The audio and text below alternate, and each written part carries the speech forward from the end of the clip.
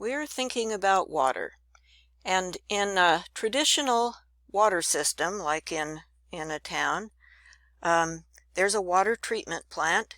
It uses a lot of energy. It's a high energy consumer, but that's because it needs to bring a large volume of water up to the highest quality standard. It all has to be potable. And then it gets piped to our houses, and we use that to wash our cars, flush our toilets, water our landscape. What is wrong with this picture?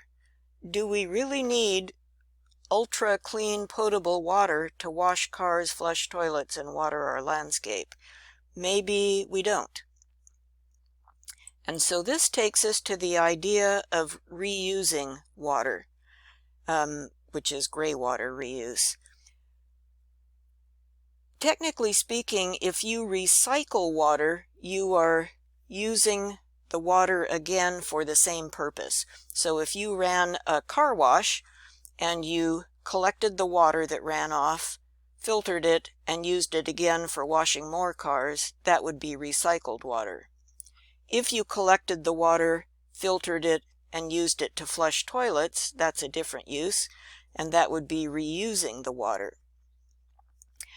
In any event, this water that you've used once is called graywater, and I have a note at the bottom of the slide here. Some people like to use the British spelling, G-R-E-Y. Some people like to use the American spelling, G-R-A-Y. Either one is correct.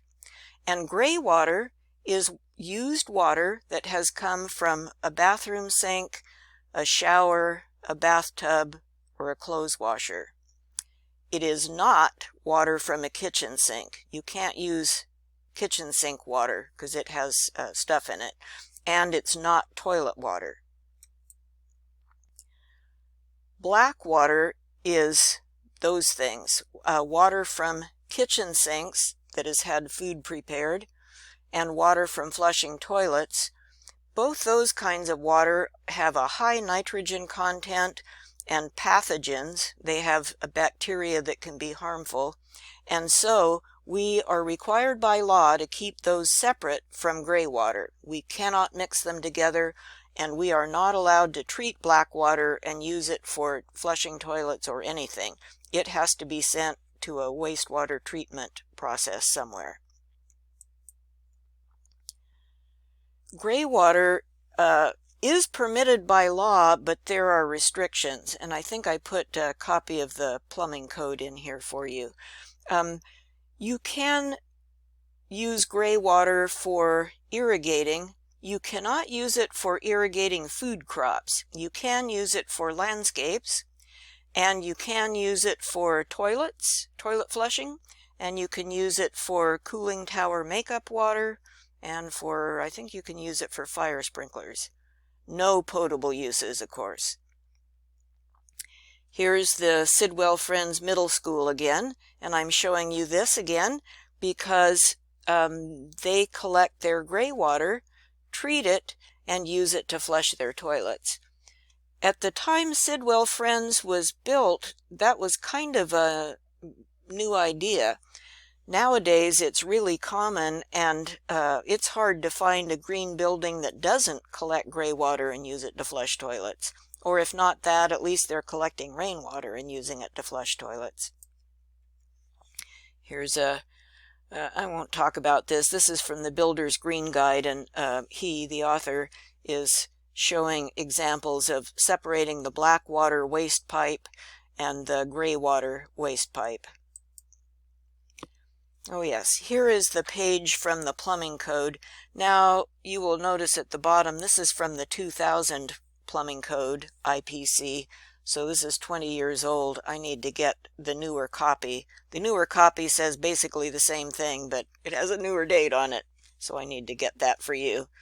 But anyway, this is the plumbing code that the state of Oregon follows, and you can see here that it says, yes, you can reuse graywater. And you get lead points for reusing graywater. No surprise? Here is a skyscraper, a very high-rise building in New York City, in Manhattan, the Bank of America Tower, and it's LEED something. I think it's LEED Platinum. In any event, it does a lot with water. So you can see from their poster here that they collect rainwater, they harvest rainwater from their roof, and they store it in 69,000 gallons of cistern in the basement.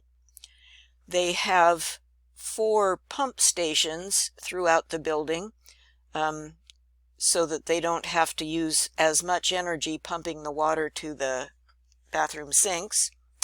And they also reuse their gray water, which they use for irrigating the plants outside, and also for, where do they say it? Yes, right here, using for cooling tower makeup water. So let's think about what that is. A cooling tower is a very common device on any commercial building. We have them at Lane 2. And it's basically, if you've ever heard of a swamp cooler, it's a big swamp cooler. It has pads. Here are the pad. This is a drawing. It has pads, and water that has run through the buildings picks up heat from the rooms, comes here, is trickled over these pads where it evaporates. And as you know, evaporation causes cooling, so that water gets cooled and it gets sent back to the system and back into the rooms. Usually this is like just a pre-chilling, and then it might get sent to an actual chiller in a mechanical room. But you can see this is, in a way, low tech. It's just water and evaporation. But as you might imagine, you lose some water through all this evaporation. Even though it's closed in, you lose water. So you need what's called makeup water, water to make up that which was lost. Here are the 2 cooling towers at LCC main campus, and I'm standing to the east, looking toward the west, and this would be building 12 here. And when I took this picture, there was steam coming out of these things on top, and I guess I'm not a good enough photographer to have caught the steam because you can't see it, but trust me, it was steaming. Here's another view of them. So these are just really common. You see them everywhere. At another scale, here are the cooling towers at UCLA down in Los Angeles. And the blowdown water from these cooling towers comes down, sprays from these pipes, and here in the lower right is a close-up. That is a thunderous noise there. I didn't realize till I heard it that this is no joke. There's a lot of water coming off of these things. It's just like standing in front of Multnomah Falls waterfall. Finally, a thing you need to know about gray water reuse is that the plumbing code requires that you use purple pipe so that everybody can tell this is gray water, this is not potable water. You are not allowed to put it in white pipe because that's potable water. And it just occurred to me, I don't know if this is their reason, but for the purple color, people who have red-green color blindness, some people can see purple. Even if they can't see green and red, they might be able to see purple.